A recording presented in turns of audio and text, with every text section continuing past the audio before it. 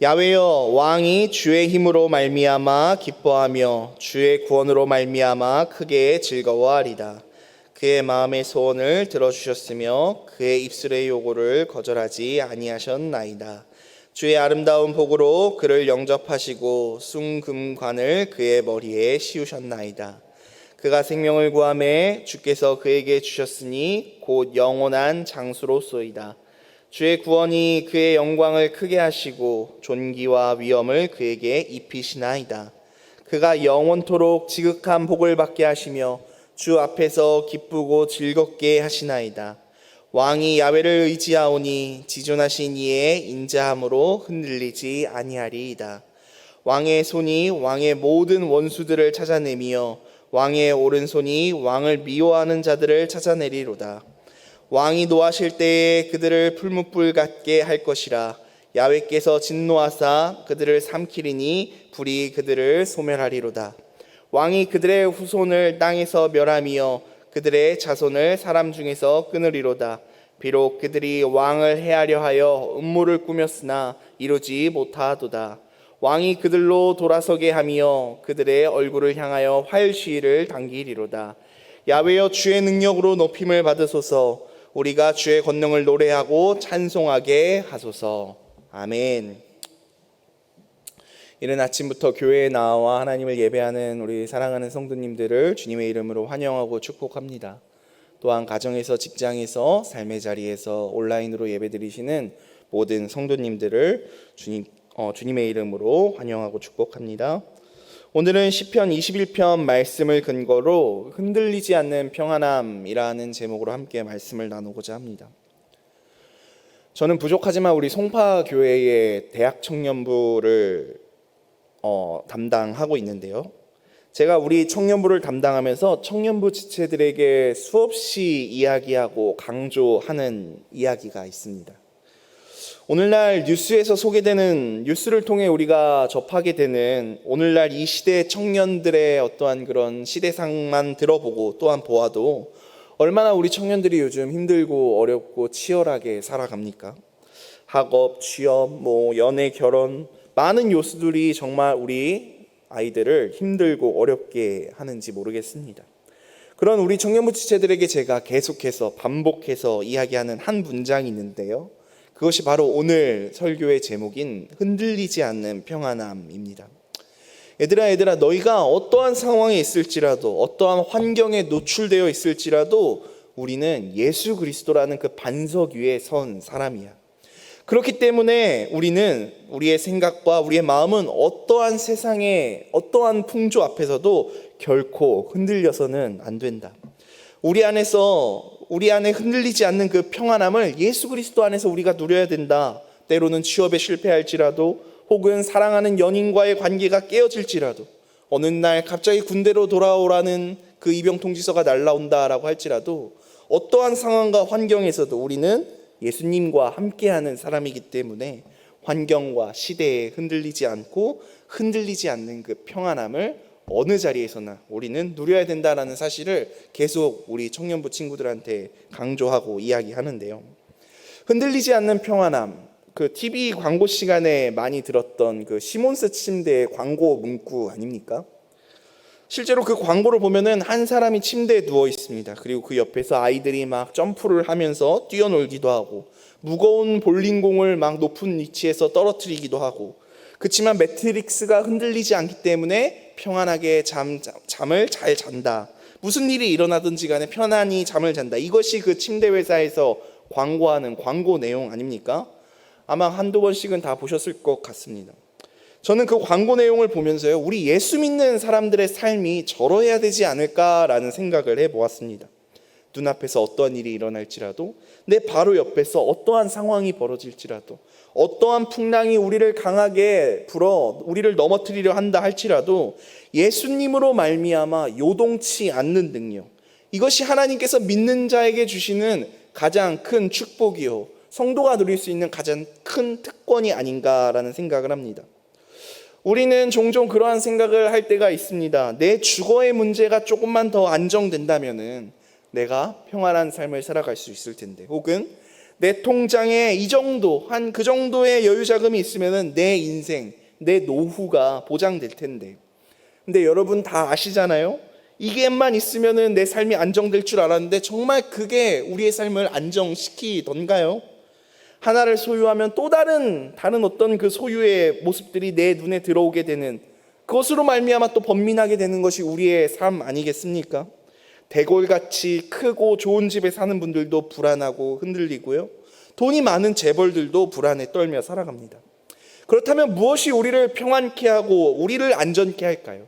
무엇이 우리를 요동하지 않게 하겠습니까? 진정한 흔들리지 않는 이 평안함은 어디서 오는 줄 여러분 아십니까? 우리 인생에 흔들리지 않는 평안함은 오직 예수님을 믿고 따르는 자들에게 주어지는 특권인 줄 믿습니다. 왜냐하면 우리 하나님은 너무나도 좋으신, 선하시고 인자하신 하나님이시기 때문입니다. 당신을 앙망하는 자들에게 새 힘을 더하여 주시고 우리를 가장 좋고 가장 안전한 길로 인도하시는 선한 목자 되시는 그 하나님이 바로 우리가 믿고 의지하고 따르는 하나님이기 때문에 그렇습니다.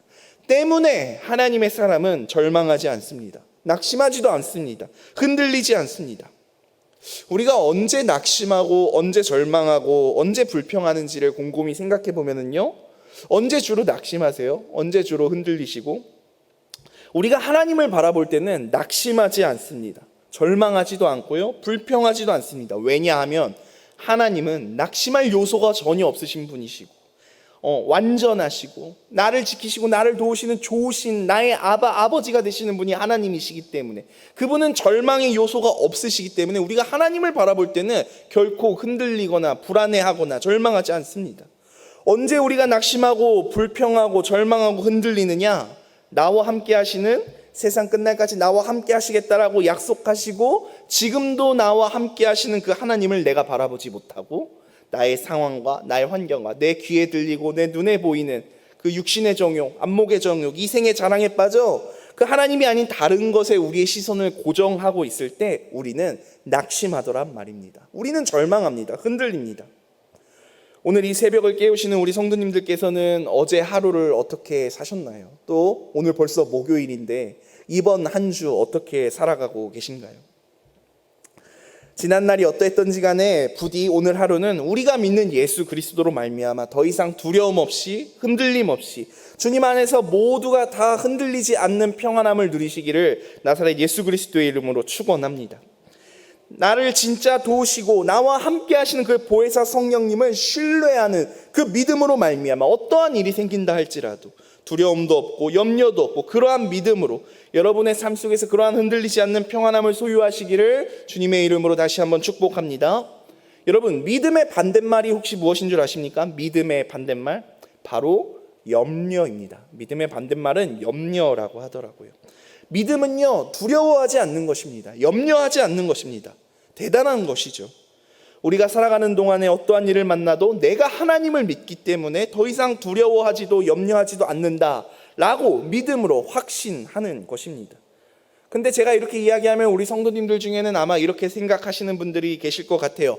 맞습니다. 그거 다 맞는 말인데 어떻게 사람이 염려하지 않고 살아갑니까? 이 세상에 염려 없이 살아가는 사람이 어디 있겠어요? 이렇게 생각하시는 성도님들이 계실지도 모르겠습니다. 근데 여러분, 하나님께서 가장 슬퍼하시고 싫어하시는 것 중에 하나가 무엇인 줄 아십니까? 바로 염려하는 것입니다. 저도요, 염려가 그렇게 나쁜 것인지 사실 잘 몰랐어요. 사람이 살다 보면은 뭐 염려 당연히 하는 거지. 힘든 세상살이에 그 염려 좀 하는 거 그게 뭐 큰 죄라고, 그게 뭐라고, 이런 생각할 때가 있었습니다. 근데요, 성경을 읽어보니까요, 염려가 하나님께서 대단히 싫어하시는 것이라는 것을 깨달았는데요, 누가복음 21장 34절에 보면은 예수님께서 마지막 때를 살아가는 우리에게 있어서 조심해야 될 세 가지를 말씀하셨는데요, 우리 화면을 보시면서 누가복음 21장 34절을 함께 읽어보겠습니다. 우리 함께 읽겠습니다. 시작. 너희는 스스로 조심하라. 그렇지 않으면 방탕함과 술취함과 생활의 염려로 마음이 둔하여지고 뜻밖의 그날이 덫과 같이 너희에게 임하리라. 아멘. 마지막 때에 우리가 조심해야 될 세 가지를 예수님께서 가르쳐주고 계시는데 그게 뭐라고 이야기합니까? 첫 번째, 방탕함. 두 번째, 술취함. 그리고 마지막 하나가 뭐라고요? 생활의 염려랍니다. 그러니까 예수님은 지금 술 취함과 방탕함 그리고 생활의 염려를 같은 선상에 놓고 지금 말씀하시는 거예요. 예를 들어서 지금 우리 성도님들 중에는 그런 분들이 안 계시지만 만약에 오늘 이 새벽 예배를 드리러 오신 분들 중에 모 권사님이, 모 집사님이 술이 잔뜩 취하셔서 술 냄새를 막 풍풍 풍기면서 그 흐트러진 모습으로 이 자리에 앉아 계신다라고 하면은 여러분 어떻게 생각하시겠어요? 아마 날이 밝는 대로 혹은 집에 귀가하시는 대로 수화기를 들고 어머 아무개 권사님 있잖아, 그 아무개 집사 알지? 전날 술을 얼마나 먹었는지 아침에 술이 만취해가지고 글쎄 교회에 왔더라고, 웬일이니? 뭐 이렇게 하면서 그 사람의 믿음에 대해 판단하시지 않겠습니까? 저 사람은 어떻게 술 마시고 교회에 오냐 이렇게 생각하실 거예요. 혹은 지난 한 주간 굉장히 방탕하게 살았던 그 한 사람을 나만 알고 있다라고 해봅시다. 어디 가서 이야기하기도 정말 민망할 정도로 그러한 방탕한 삶을 살았던 그 사람을 내가 알고 있어요. 근데 오늘 내가 이 새벽 예배에 하나님 앞에 나와왔는데 그 사람이 앉아서 아무 일도 없다라는 듯이 기도를 하고 있는 거예요. 어떻게 생각하시겠습니까? 야, 저 사람 참 뻔뻔하구나, 그렇게 생각하시지 않겠습니까? 그거는 굉장히 술 마시는 것과 방탕한 것, 그것은 굉장히 안 좋은 일로, 해서는 안 되는 일로 우리가 생각하잖아요. 근데 생활의 염려로 마음이 시달리는 사람을 보면서는 우린 그렇게 생각하지 않습니다. 생활의 염려, 구체적으로 어떤 게 있을까요? 재정적인 어려움으로 인한 염려, 혹은 건강의 문제, 질병의 문제로 인한 염려, 이러한 것들이 다 사실 생활의 염려 아니겠습니까? 세상 살기 얼마나 어렵습니까? 우리 주변에 몸이 아파서 질병의 문제로 혹은 재정의 문제로 고통받는 우리 성도님들 얼마나 많이 계세요. 예수 믿는 사람들은 그 삶의 문제가 다 사라지던가요? 예수 믿는 순간 다 갑자기 건강해지고 예수님을 믿는 그 순간에 막 통장에 돈이 막 늘어나고 그런 거 아니잖아요. 어찌어찌 하나를 해결하면은 또 하나 걸러 또 하나에 염려할 것이 생기는 그러한 것들이 우리의 인생일 터인데, 때문에 우리는 그러한 것들로 말미암아 염려하는 것에 대하여 크게 잘못됐다, 나쁘다라고 생각하지 않고 살아갑니다. 하지만 이러한 모습을 하나님께서는 너무나도 슬퍼하십니다. 하나님께서는 술 취함과 방탕함과 생활의 염려를 동일선상에 놓고 보시더라고요. 마지막 때 예수님께서 재림해서 오실 그때에 주님 오실 길을 예비한다라고 말하는 주님의 백성들, 주님의 자녀들이 다시 오시는 그 주님을 맞아들이지 못하는 그 이유 3가지, 술 취함, 방탕함, 그리고 생활의 염려라고 이야기하고 있는 것입니다. 이러한 사람은 우리 주님 다시 오실 때를 전혀 분별하지 못하게 될 것이라 예수님 말씀하시는 것입니다. 염려하지 않는 그 마음, 그 믿음, 이것이야말로 정말 하나님께서 기뻐하시는 믿음입니다. 오늘 예배를 드리시는 여러분들은 그 염려하지 않는 그 믿음을 소유하시기를 주님의 이름으로 축복합니다. 오늘 우리가 함께 읽었던 오늘 본문 말씀인 시편 21편 7절 말씀을 다시 한번 읽어보기를 원하는데요, 다윗이 수많은 대적들과 수많은 전쟁을 치르면서 이렇게 고백하는 겁니다. 7절 말씀 함께 읽겠습니다. 시작. 왕이 야훼를 의지하오니 지존하신 이의 인자함으로 흔들리지 아니하리이다. 아멘. 여기서 말하는 왕은 다윗 왕 자신을 이야기하는 겁니다. 다윗 왕이 야훼를 의지하오니 지존하신 이의 인자함으로 나는 흔들리지 아니하리이다, 이렇게 선포하는 것입니다. 하나님이 나를 구원하시고 나를 이기게 하신다, 하나님이 함께 하신다라는 것을 다윗은 정말 믿고 신뢰하였습니다. 수많은 대적들과 전쟁을 치르면서도 흔들리지 아니하리로다 라고 고백하는 이 다윗의 믿음과 확신을 하나님께서는 너무나도 기뻐하셨다라는 것입니다. 다윗이 이렇게 하나님을 신뢰하고 믿을 수 있었던 이유는 무엇입니까? 그가 진짜 그 하나님을 믿었기 때문입니다. 우리도 찬양하지 않습니까? 그 전쟁은 나에게 속한 것이 아니라 전쟁은 하나님께 속한 것이라 찬양하지 않습니까? 또한 하나님은 나의 구원자가 되신다, 나를 선한 목자가 되신다, 나를 도우시는 보혜사 성령님 나와 함께 하신다. 우리가 수없이 입술로는 그렇게 고백하지만 삶의 자리에서는 그렇지 못할 때가 너무나도 많이 있어요. 다윗은 정말 그 하나님을 진짜로 믿는 것입니다. 야훼를 믿고 의지하오니 내가 흔들리지 아니하리이다. 우리 하나님 어떠한 하나님이십니까? 하나뿐인 독생자 예수 그리스도조차 아끼지 아니하고 우리에게 내어주실 정도로 우리를 사랑하시는 분이십니다. 그 하나님이 우리와 지금도 세상 끝날까지 우리와 함께 하시겠다라고 성경을 통하여 약속하셨습니다. 우리를 지키시는 분이십니다. 사망의 음침한 골짜기를 우리가 다닐지라도 해를 두려워하지 않을 할 수 있는 그 이유는 무엇에 있습니까? 주님께서 우리와 함께 하시기 때문 아닙니까? 주님의 지팡이와 주님의 막대기가 나를 지키시고 보호하시겠다라고 말씀하시잖아요. 이러한 말씀 앞에 우리가 아멘, 믿습니다 라고 고백하지만 정작 삶의 자리로 돌아가서는 그 상황의 문제, 환경의 문제, 아이고 진짜 믿는다면은, 나의 목자 되시는 그 하나님과 내가 함께 한다라면은, 하나님과 내가 더불어 산다면은 내가 염려할 것이 어디 있습니까? 비록 세상에 살아가는 동안 크고 작은 어려운 일들 만날 수 있지만 하나님께서 이토록 나를 사랑하시니 그 사랑으로 말미암아 내가 걱정할 것이 무엇이고 내가 두려울 것이 무엇이겠습니까? 그런데요, 예수님을 믿고도 이러한 분명한 믿음을 가지고 살아가는 사람들은 극히 소수더라고요. 분명히 하나님을 믿는데도 뭔가 어려운 일이 올 때 문제 앞에서 흔들림 없이 담대한 믿음을 가지고 살아가는 성도님들 찾아보기가 사실 저를 포함해서 쉽지 않은 것 같습니다. 예수님을 믿고 구원받은 성도들도요, 때로는 힘이 듭니다. 때로는 그 악한 그 사단의 공격을 당하기도 합니다. 하지만 여러분 분명히 알고 믿으셔야 합니다. 예수님께서 십자가에서 이미 다 이루었다라고 이미 선포하셨습니다. 우리의 전쟁은 이미 끝난 전쟁이에요.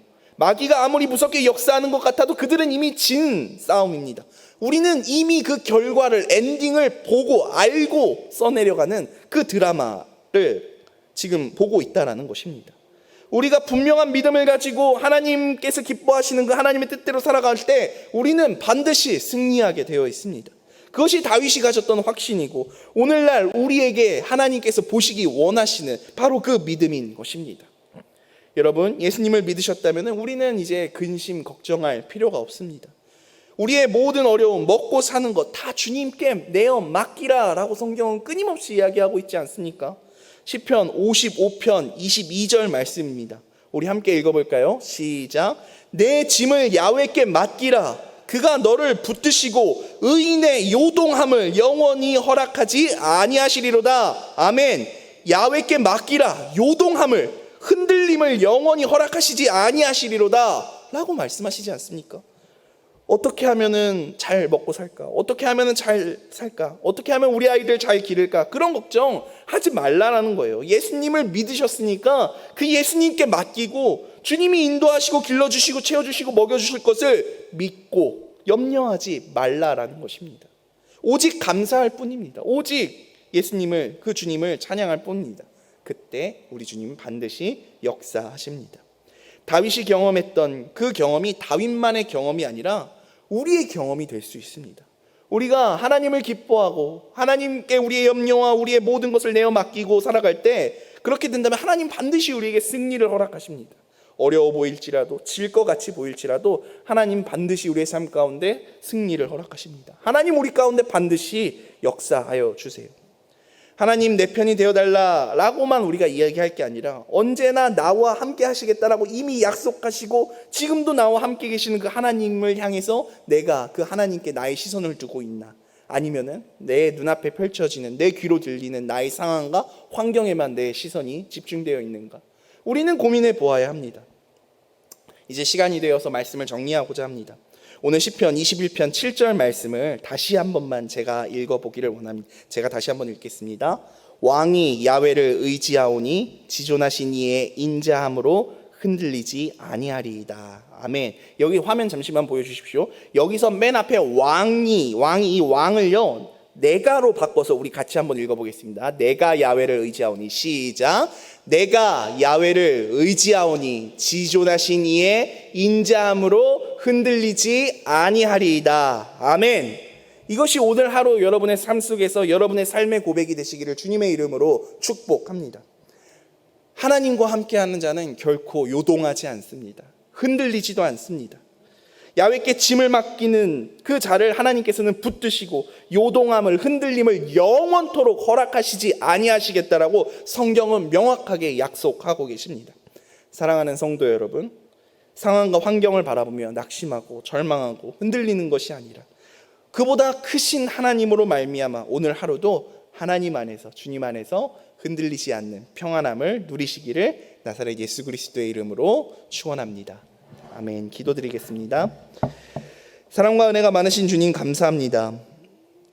우리가 예수님을 믿는다라고 고백하면서도 생활의 염려로 인하여 흔들리고 낙심하고 절망하였던 지난날의 모습을 되돌아보고 또한 주님 앞에 회개합니다.